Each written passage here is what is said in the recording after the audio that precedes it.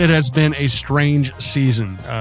24 hours ago, if we had done this show, we'd be talking about the triumph against Denver. The Wolves playing brilliantly against a team that was playing really well, and the player, Jokic, who's been just dominating lately. Instead, John and I were at the Hawks game on Monday night. I'm afraid we actually have to talk about that game a little bit. That won't be all.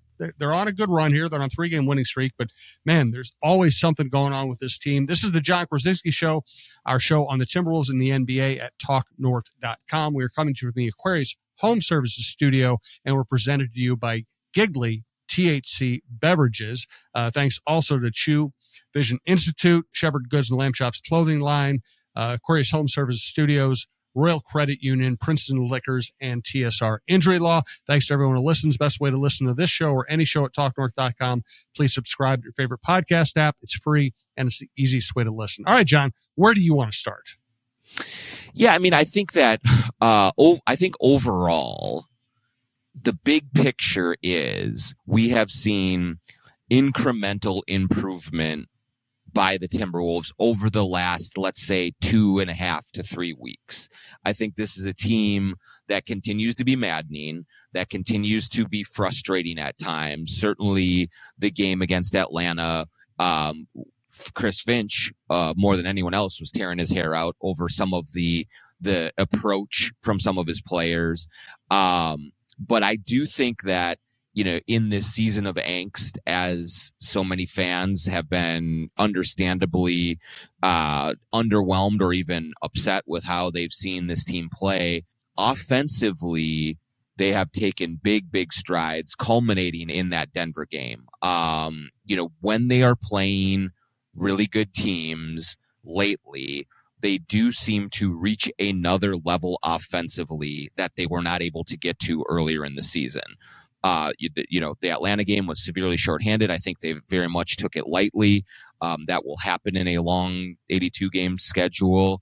It's happened probably more than it should have this year already. But I do think, like, my overall takeaway is this is a better team than it was at the start of the new 2025 calendar year. And they have an opportunity right now, if they harness that, to go on a bit of a run here and, you know, maybe win 6 of the next 7 or 7 of the next 8 or things of that nature to really help them start to dig out of the rut that they've been in for most of the year. And as you said, they have been playing better of late. The schedule of the next 5 games is fairly easy. The schedule of the next 10 games isn't all that terrible. And I mean, where are they in the Western Conference? I mean, they're shouting distance of 4th seed. They're also just barely ahead of 3 other teams. Yeah. It's, you know, that's it is like, I think they are 3 games back of the 4 seed right now in home court advantage. They're only a couple of games up of the 11 seed. Mm-hmm. So they're still in a very precarious position. But in general, you know, seeing the improvement of Jaden McDaniels offensively, seeing Julius Randle start to find some sort of role for himself in the bigger picture of the offense and the defense. Rob Dillingham coming into the rotation. You know, there are a lot of things that this team can point to and say, you know what, this is promising. And I think in general, that is why, Jim, that Chris Finch was so upset after the Atlanta game and the second half of the Atlanta game is he is starting to maybe believe in this team a little bit more than he has for most of the season. And so when they really kind of mess around with the game as they did in the second half against Atlanta, he's going to let them have it because it's basically like a disappointed parent saying, you're better than this and we need to be better than this. And so I thought that was kind of telling because we haven't seen that sort of emotion from Finch a lot this season. A lot of it has been more exasperation and kind of like, what do I do with these guys? I can't find the right buttons to push. But last night, as we record this on Tuesday morning, he looked at that and said, we had been making headway and we took a big step back, and he really didn't like it. No, and I want to talk about Julius Randle, but just to get to the Hawks game, it's, you know, just to let people know how things work. We talked to Finch before the game. There's a little open locker room before the game. After the game, you get Finch, and then you usually get 3 players in the locker room after the game. Gobert was philosophical as he usually is. And feel free to add your own adjectives to any of this. Mike Conley was very incisive and honest as he usually is. And then Anthony Edwards came out and said, I just thought we missed shots. Yeah, that's, I mean, and that right there is kind of the definition of maybe some of the immaturity that we have seen from this team overall this season, but certainly from Ant. You know, I was watching Anthony Edwards play that game and I thought, well, here we go again. Another really shorthanded team, no Trae Young, no Jalen Johnson, no Dyson Daniels. And so Ant hasn't found that other gear that he did against Denver. He was terrific against Denver. Yep. 34 points, 9 assists, really doing everything the right way, playing hard on both ends, all of that. And now he comes out against Atlanta, and I did think it was an effort issue on Ant's part. And so for him to kind of shrug his shoulders and say, we just didn't make shots, it was more than that. I mean, you certainly have, Finch being upset with it. You have Conley and Gobert, two of the veterans in that locker room who are incredibly intelligent and have a good feel for expectations and stuff. And you could tell that Ant just kind of disagreed and just said, whatever, we won the game. What's the big deal kind of a thing. And I think that does point to the next level of maturity and evolution in Ant's game, is that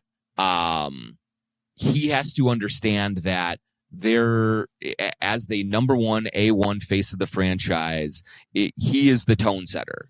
And it is required of you to, when you see a weakened opponent, to go out there and just step on the neck and not give them any hope at all. Instead, the shot selection, the defensive inattentiveness, all of that really did contribute to this being a 6-point game in the fourth quarter. And if the Hawks were not a glorified G League team last night, they might have been able to jump up and win that game, which would have been a disaster.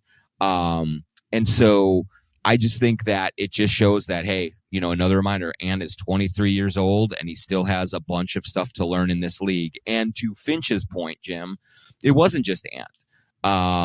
Julius Randle turned it over 5 times. Mike Conley was not very good at all in the second half of that game. He was 1 for 9 from the field. Nickeil Alexander-Walker was driving wildly to the basket and forcing things that way. And so there were a lot of culprits in that game. But certainly, Ant as the A1 number one guy is going to face more of the criticism, and he's going to get more of the praise when things go well. I've always thought that Ant was, a understandably immature human being, because he is still very young, and a very mature basketball player in terms of work ethic, being coachable, being a good teammate. And last night, it just felt like you had a little bit of the two worlds bleed into each other. Yeah, that I think so. You try to. Here's one thing I will say, like I have tried to, that I've noticed this season, Jim, because of the parity in the league and in the conference, every single game means a lot. There is a lot more weight that is placed on the outcomes of all of these games, especially for the Wolves, who are right now in 7th place in the West, and they're kind of flailing around and they're trying to kind of establish some sort of traction.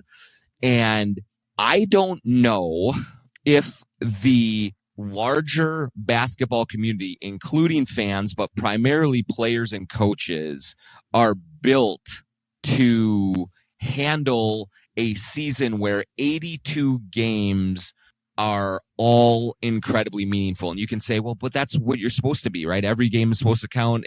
You're supposed to try harder every game, but there are ebbs and flows in an NBA season and in a baseball season that are not there in a football season. And so there are nights like Tuesday or like Monday where, man, you've been going for 3 months now, essentially. The All-Star break is not that far away. I think guys are a little bit tired, but you're playing a severely weakened team. It's a Monday night. Maybe you just have a hard time getting up for it. And And maybe this is just one of those games where you just have to grind through and flush it and go forward. But right now, because of where the Timberwolves are, because of where the Western Conference is and how packed it is, this game is being treated more like a must win. And so I do think that there is some mental fatigue that players and coaches are having to deal with in this newfound parity of the league that is unique to the league. And, it may take some adjusting on everyone's parts to really kind of understand that and grind through it and deal with it. And so, I don't know that that players are built to handle so much riding on each game for 82 games. And that was what makes it compelling and fun, but it also, I do think, leads to some of the nights like this from Ant and from others of just like, man, I just don't have it. Let's just get through it, not lose, and then move on to the next one. You're hitting on one of my favorite themes. I feel like every major men's sport other than football, and even football's trying to expand their schedule, but they're only doing it by, 3% or whatever. Every major men's sport plays too many games. You cannot be good for 162 games in baseball unless you just have the most incredible roster ever. You can't be good for 82 straight games in hockey. You can't be good for 82 straight games in basketball. You cannot do it. And you're right. We have to judge them on their performances, but there's no way they're going to meet their best 82 games, especially on back-to-backs. Yep, exactly. And as a fan, I understand. Look, I'm paying all this money to come to this game on a Monday night, and maybe I only see 3 games in person all year. Maybe I only see 1 game in person all year, and I'm spending hundreds of dollars, and I'm parking, and I'm buying, a beer and a burger, and I'm buying the kids some cotton candy and doing all this stuff. And you might spend $500 easily to take a couple of kids to a game. And so if you get one of those nights where it is ugly, where the guys' hearts aren't in it, that's frustrating. That really is. But the sheer volume of inventory in the NBA season is too much. And I think everybody understands that a much better model would be somewhere in the 60, the 65, 66 game mark.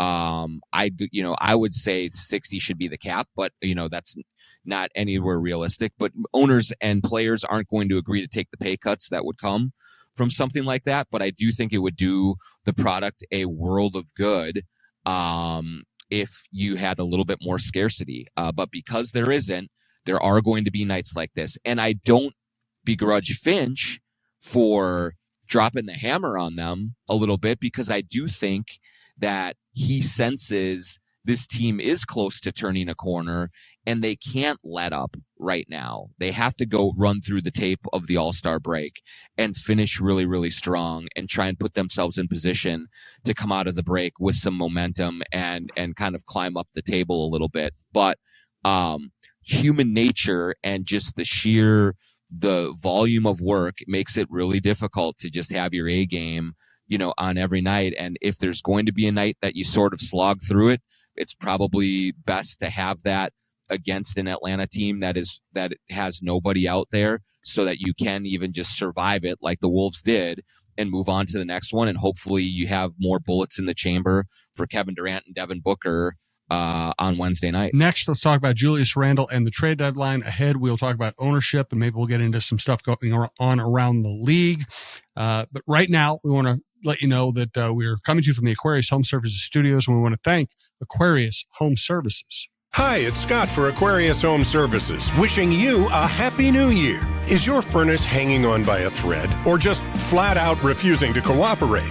Don't worry, winter's got nothing on us. If your furnace needs a little New Year's motivation, we're offering $98 off any furnace repair. A worry-free furnace is just a click away at AquariusHomeservices.com. Aquarius, earning the right to be recommended and keeping you warm and cozy all winter long. Thanks also to one of our newer sponsors across the Talk North platform, Royal Credit Union. Save smarter and grow your funds faster with a certificate from Royal Credit Union. Royal's 4.25% 9-month certificate has no minimum opening balance and a locked-in rate for a guaranteed return at maturity. Open a 4.25% APY 9-month certificate at any Royal office or online at rcu.org/certificate saver. Early withdrawal penalties could reduce earnings and principal. APY accurate as of 12/5/24, insured by NCUA. Now I want to hear from John on Princeton's Liquors. Princeton's Liquors in Maple Grove, Bill Princeton, the Princeton family have been in the liquor selling business for decades and decades. I've said it before on this show, but we love local community companies that are invested in this community, and Princeton's Liquors is one of those. You see the people who own Princeton's Liquors have been embedded with the basketball community in this area for a very long time. Bill Princeton was an intern with the Timberwolves and Lynx back around the turn of the century. And he is just one of us. And so we like to support one of us here at Talk North and the Jon Krawczynski Show. And so if you go into Princeton's Liquors, you're going to see a wealth of selections of any wine and spirit that you could ever want. Their specialties are bourbon and craft beer.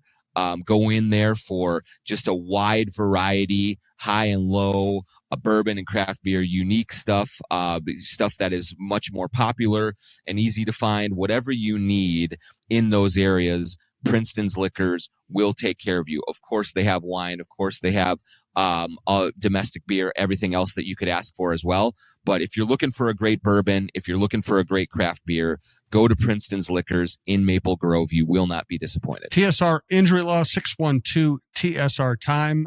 Steve Terry and TSR have been supporting this show and this network for a long time. They're a big part of the community. You can tell that by their commitment to advertising with local sports teams, their relationship with Naz Reid, their relationship with the Timberwolves, their relationship with us. Great people. And if you ever need their particular kind of help, I guarantee they will be the right people to call. 612 TSR Time, 612 TSR Time. They won't charge you unless they win your case, and they win a lot of cases. On to Julius Randle. Trade deadline coming up. Finch kind of confirmed what I think most of us suspect, which is probably not to expect a major trade. But give us the big picture. What are you expecting out of this trade deadline, and what have you made of Julius Randle's, improvement lately? Yeah, I mean, obviously Julius Randle is public enemy number one among Wolves fans. You look at some of the body language stuff is a problem for Julius. There's no question about it. And then you juxtapose that against what Karl Anthony Towns is doing in New York, and people are up in arms about it. I do think, quite honestly, that it has swung too far that way. I do think that Julius Randle is starting to find a groove for himself. I think he came into this season as he was one of the number one options in New York for a very long time, and he was a scorer. That's what the Knicks needed. He has had to adapt to an entirely new setup here in Minnesota. Ant is the number one scorer. Julius needs to be much more of a facilitator, much more of an offensive hub. He has to make quicker decisions. He can't be pounding the ball in the post for 12, 15, 18 seconds and then putting up a shot like he did in New York, because he has too much talent around him. And he doesn't want to stagnate the offense. That has taken some time for him to adjust to. And I do think over the last month or so, he has largely been adjusting to that. He is playing better defense as well. There are still defensive breakdowns, no question. Off the ball, he can lose his man, and that's frustrating. But he is playing really well with Naz Reid now defensively. And I just think overall he has been a plus. Now, it's been an interesting experience of watching Julius Randle, because you can watch him play the game and you can kind of think, man, this is not looking all that great. The body language, the slow rotations or something like that, some of the more plodding possessions. But then almost every game you look down at his stat line and it is 16 points, 8 rebounds, 6 assists, and the Wolves are a plus 11 in his 25 minutes or whatever it is. Like, the Wolves always win Julius Randle's minutes nowadays. And so all of that is to say that the Wolves fans who want Julius Randle traded for anything, and would view it as addition by subtraction, I think are misguided. And I also don't think the Timberwolves are going to go into this trade deadline looking to salary dump Julius Randle. They believe that he is helping them on the court. They believe that they need a player like him if they are going to stay in this playoff race down the stretch. And so, I'm not saying they're definitely not going to trade him, but the only scenario I see where they do move him is if they can get a piece or pieces that make them what they think to be better both this year and then going forward. And that's a hard needle to thread, because I honestly don't think that there's a huge market out there for Julius Randle right now. And so if they wanted to just dump him to Washington or to another team with cap space and give them that first round pick from the Detroit Pistons to do it, that would be a poor decision and a poor use of resources. So for those of you out there that are hoping and praying that Julius Randle gets traded and then Naz Reid goes into the starting lineup, I think it's very unlikely that happens. I mean, there could be a trade of some sort down the stretch here into the February 6th trade deadline, where that is kind of more akin to Monte Morris last year, that acquisition. I don't think there's going to be a D'Angelo Russell for Mike Conley and Nickeil Alexander-Walker type of deal out there that the Wolves are going to do. It's just really hard to pull off as a second apron team. And they I think they largely believe that their pathway toward improvement is internally with this squad right now. And so that's my read on it right now. Things can change in a heartbeat, but as of today, I think it's going to be, fairly quiet on, going into the trade deadline. I have one more question about Randle, and then we'll talk ownership and other issues. We do want to thank True Vision Institute, and we'll want to hear from John about that fine company. True Vision Institute in Bloomington. I was talking with one of the proprietors of Lamb Chops sitting courtside, Craig, last night before the game, and he said, "Hey, how do you like your LASIK?" And I just said, "Man, I love it."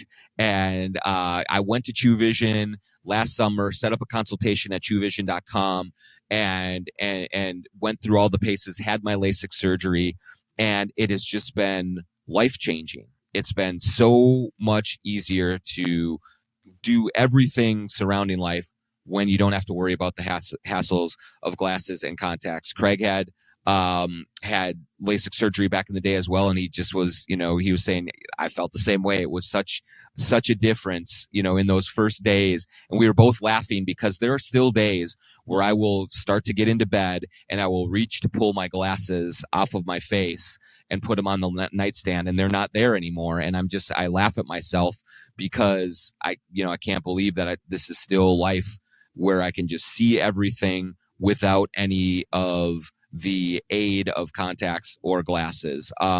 The people at True Vision, as I've told you before, are the nicest, the most helpful, the warmest people you could ever ask for having a procedure like this. They will take you through the paces. They will put you in the right position. They will help you make the right decision for your vision correction. There is no hassle. There is no pressure. But when you get through it, you will say, that was so much easier than I ever thought it was going to be. So go to TrueVision.com, set up your consultation, tell them the Jon Krawczynski Show sent you, and just get on with living your life. You will be like me. You will kick yourself and say, I cannot believe I didn't do this 10 years ago. Keep the good times rolling without the regrets.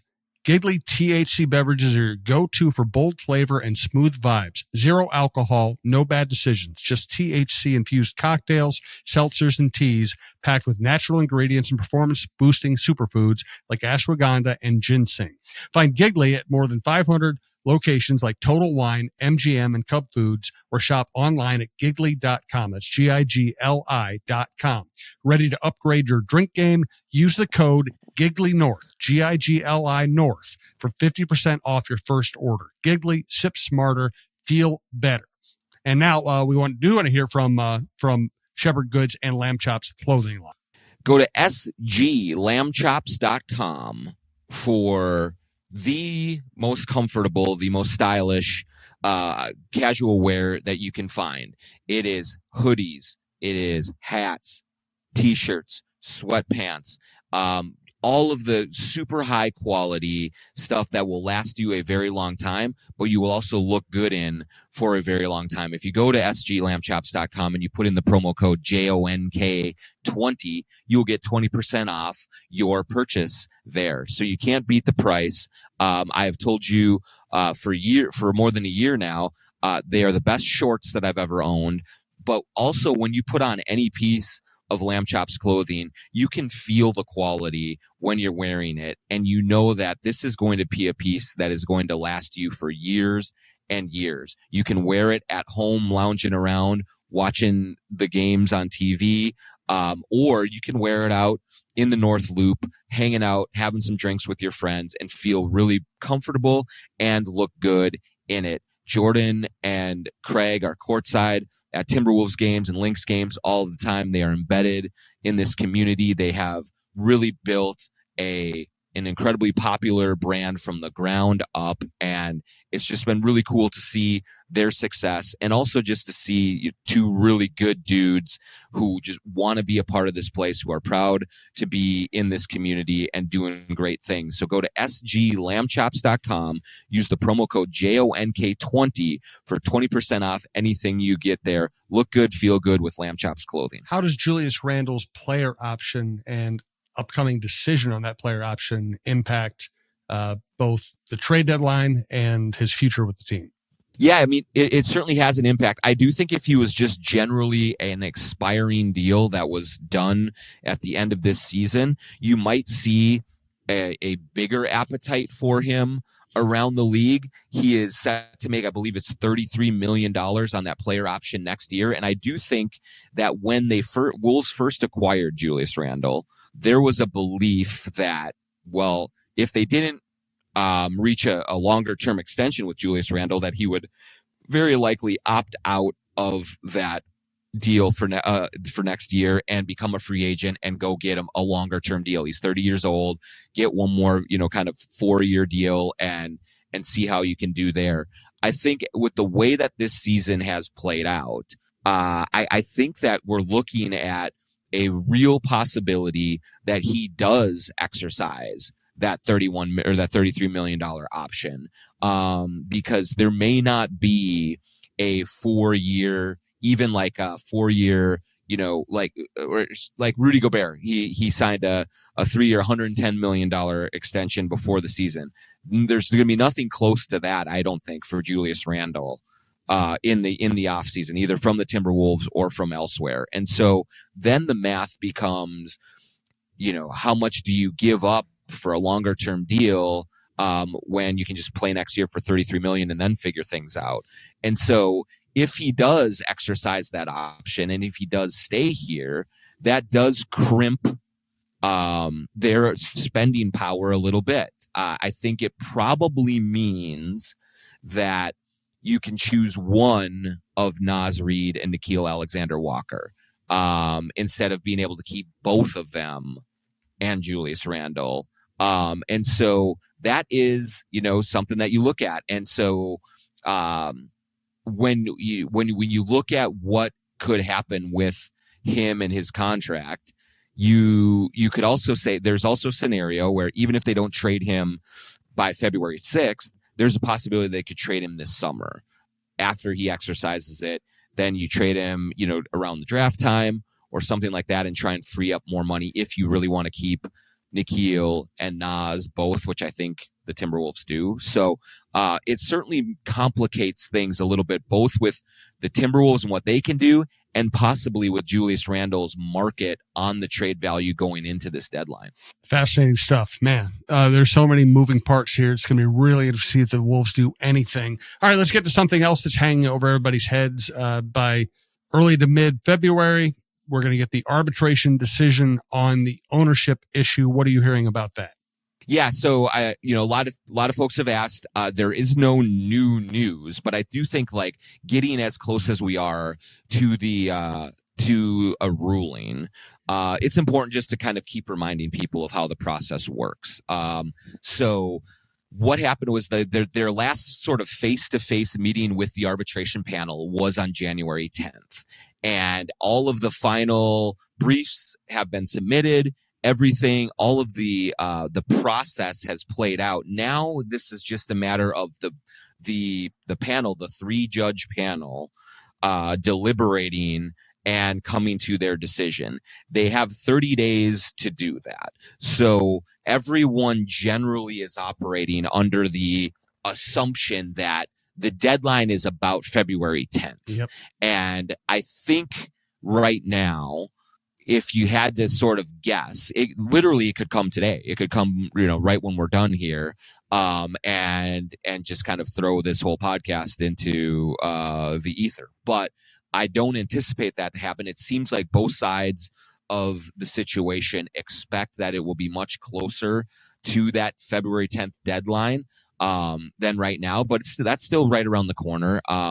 But we are inching closer to it. I just don't think that it's going to be in the next day or two. It looks like this panel is going to take as much time as it possible to really make sure that they do all of their deliberations, that they come to the right conclusions, and then when they issue the order, again, just to reiterate, if Glenn Taylor wins, he keeps the team, and it's essentially status quo going forward.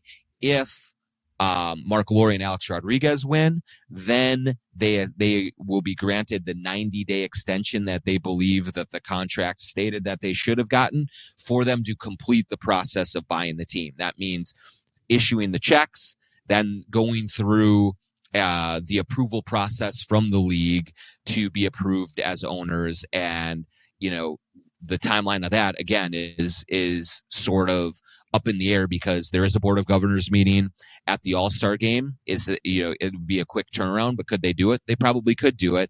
I'm sure there would be push for an expedited process here, but it won't be just as if Mark Lowry and Alex Rodriguez win, it won't be rubber stamp. You are the owners. They will have to go through one or two more steps to complete that. But we are getting closer and closer now to some sort of finality and answer, which I think will be incredibly good for this organization that has been in limbo for essentially 3 years now. So many nervous people in that organization, and I get why. Yeah. One more ownership issue. This one regarding the NBA, but also the Twins. Ishbias are rumored to be among the leading candidates to buy the Minnesota Twins. Ishbias, of course, own the Phoenix Suns. The Ishbias have lots of money. They are very aggressive with their spending. They've also made some very questionable decisions in the running of the Phoenix Suns. Do you think they would be good owners for the Minnesota Twins? Well, here's what I would say. I think that it's clear that Minnesota Twins fans are done with the Pohlads and their thriftiness. You are much closer to the Twins organization than I am. Certainly, since I left the AP and went to the Athletic, I just rarely am over there and talking to people. My impression from the wide angle lens from the outside is that I think that the Pohlads projected they didn't really care about the team, essentially, or that they weren't invested in, it wasn't win above all else. It was, let's run this franchise. Let's try to make some money at it. Let's be responsible with how we're stewards of it. But if we win, we win. If we don't, we don't. The Ishbias are going to come in with an entirely different approach. It'll be win at all costs, no matter what. And that can be dangerous. That could be a little bit reckless, but it will be 100% different if you assume if they are the ones that get it than the way the pull ads have operated. You will see them come in and spend money and be aggressive to a degree that will be wholly unfamiliar to Twins fans. And so I think it will be a refreshing change in the immediate aftermath of it for Twins fans who just want to see their team out there and involved in free agency and spending money and doing things. Whether over the long haul they are more successful as a group, I think remains to be seen. But it would be a whole new world with Justin Ishbia running the show versus the Pohlad family. Yeah, and someone who does cover the Twins regularly and talks to people over there. The Pohlads were very good at running a stable organization. They invested a lot in a lot of things you don't see: infrastructure, spring training facilities, overseas facilities, keeping Target Field up. They paid their people well. They treated their people well. They did not believe in losing money by spending money on the player payroll. And that was the thing that most people cared about. Ishbia could be the exact opposite. They could spend $50 million more and they could blow up the organization, and this could be the Washington Commanders under Daniel Snyder. So it could work out. They could spend the money in the right way. They could hire a good general manager and let him work. They could let Falvey work and give him more money. It could work out, but you're exactly right in saying it will be a completely opposite experience. Yeah, and maybe that's just time for that. Maybe it is like. Oh, it is. There's no doubt that Yeah. the Pollad's time has run out, and when they slashed the payroll after winning a playoff series, it was time. Yeah, and I think I saw a stat that over the last 2 years they've spent $8 million total in free agency or something like that. Like that's just it's unfathomable. Like, I mean, I understand you can't maybe necessarily be the Dodgers and you're spending $1 billion, but $8 million for a team that did make the playoffs and did finally break through after years and years of falling short there. It's dereliction of duty. And so the other thing that will be interesting if the Ishbias take over is that the Pohlads were very much behind the scenes. We are going to hire Derek Falvey, Thad Levine, and Rocco and everyone, and we're going to empower them to make their own decisions and be the faces of it. I think that you would see the Ishbias as much more out front, much more involved. And again, there can be dangers with ownership being really involved that way. But you will not wonder what they're thinking. You will not wonder where they are, and they will not work in the shadows. They will be out front and whipping the crowd into a frenzy and doing all of those things. And I think that it would be a shock to the system, but probably a good one for a franchise that feels stagnant right now. Good stuff, John. Thank you. We'll talk to you next week. The Wolves are going to continue to be fascinating. We'll have the trade deadline to talk about next week, of course. Thanks to everyone who listens to TalkNorth.com. Stick with us. We have some cool announcements coming up, and it's going to be a fun year.